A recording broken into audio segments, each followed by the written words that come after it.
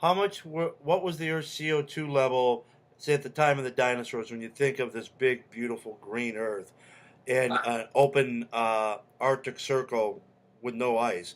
What was the CO2 levels?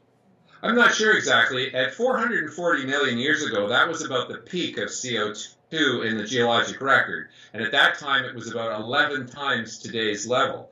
That's 1,100% of today. You know, they talk about a 40% rise since 1880 as being catastrophic. Well, no, we're at one of the lowest levels of CO2 in Earth's history. In fact, we're much closer to a low level at which plants start to die, which is typically around 150 parts per million, than we are to any dangerous upper limit.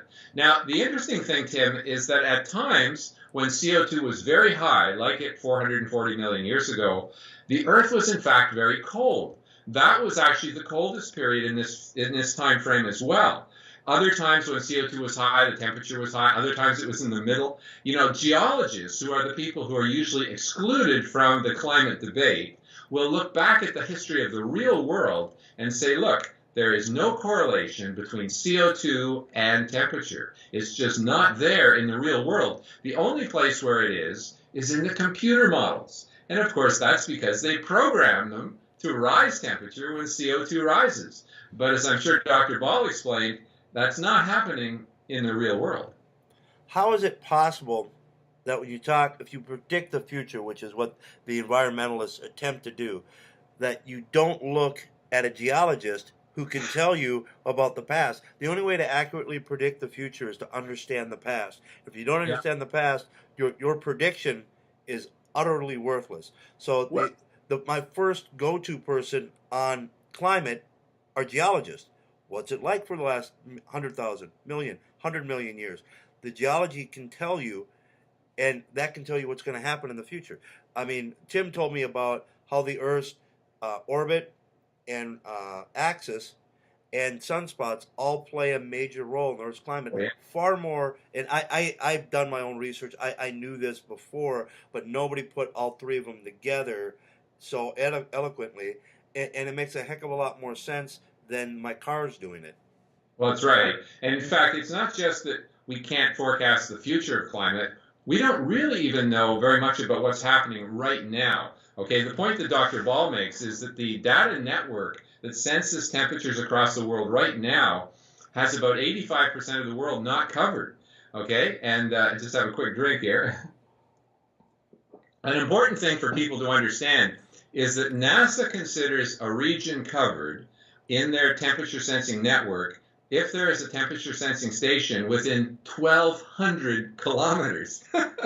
Now think about it. 1,200 kilometers is the distance from Ottawa, Canada to Myrtle Beach, okay? And those are completely different climates. And yet, according to NASA, if we only had a temperature sensing station in Myrtle Beach, we wouldn't need one in Ottawa because it's within the 1,200 kilometers approximately. And so that just shows how sparse the data network is. They say we have, something like 80% of the world covered, but it's because they have this incredibly lenient standard where 1,200 kilometer, you're considered covered if you're within that distance of a temperature sensing station. So the truth is, we don't really even know what's going on right now on the surface from these measurements. All the money we spend and they can't collect honest, factual data. Yeah, in fact, the amount of money being spent is unbelievable. Right now, climate finance across the world costs over 1 billion US dollars a day. A day. Now, the UN wanted, in Copenhagen, they wanted half of that money to go to adaptation, helping real people adapt to climate change today. And of course, climate changes, I mean, that's part of nature. And the other half to go to this fictitious goal of stopping climate change. But you know, Tim, this is something that should really upset left-wingers. The fact is, you don't make much money when you are having the boots on the ground approach, trying to help real people today, you know, building wells or moving them out of desert areas, things like that. Doesn't make a lot of money for big multinational corporations. The big money is to be made in mitigation, things like building wind turbines or carbon credit trading, things like that. So right now, Tim, according to the Climate Policy Initiative, and they say, they're out of San Francisco, they say that $1 billion US a day is not enough. It's got to be a lot more. But they found in looking how much is being spent, remember, the UN wanted 50-50 adaptation and mitigation. The fact is, 95% of the money goes to mitigation, trying to stop climate change. So people in developing countries who are poor and need real help, many of them are upset because they can't get the funds to help them adapt to real climate change. I'll give you an example of how in the West we can adapt better too. When Hurricane Sandy hit New York City, there were parts of Manhattan that did not lose their electricity or their internet or their cable or anything. And the reason was they had their cables buried underground. Okay, so that's an obvious example of how you make the society more robust. You actually prepare for climate change, whether it's hotter or colder or more or less storms, whatever's going on, you make the society stronger and more able to withstand things. And so that's what we should spend the money on, burying our cables underground. Now, it's not cheap. In Ottawa here, for example, they estimated it would cost between $2 and $3 million per kilometer to bury existing cable underground. I believe that was the number. And that's a lot of money. But if you think about it, we have the money because they're spending billions trying to stop climate change, which is a total waste of money. If they applied that, they could be burying thousands of kilometers of cable underground. And then when we had a tornado, like we did back in September, a lot of people would still have had electricity.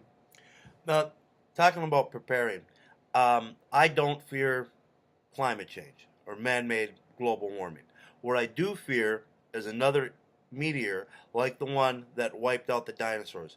I look at what destroyed the previous dominant species. That's what I worry about.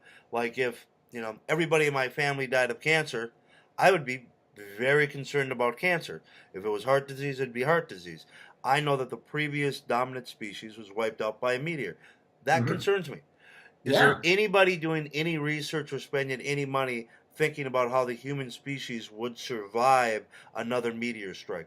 Where would our water come from? So you've got a certain amount of food in Walmart that you could raid, assuming you survive. But 5 years from now, what am I going to eat? What can I feed in that environment? What's that environment look like? What grows in that environment? And where would I get clean water for myself and for that plant? And are there any plants that you can feed battery acid to in the dark, in a cool climate, and get a safe, edible food out of now? Because that's probably what you're going to get 6 months after the meteor hits. Yeah, there's a paper you should look at. It's called Astronomical Odds. It's written, and it was done as a PhD thesis, looking at the impact. How would you prepare for asteroid impact? And it's done by the RAND Corporation. They're the ones who funded it, I believe, but it's a PhD thesis. And it talks about the different stages in preparing for asteroid impact.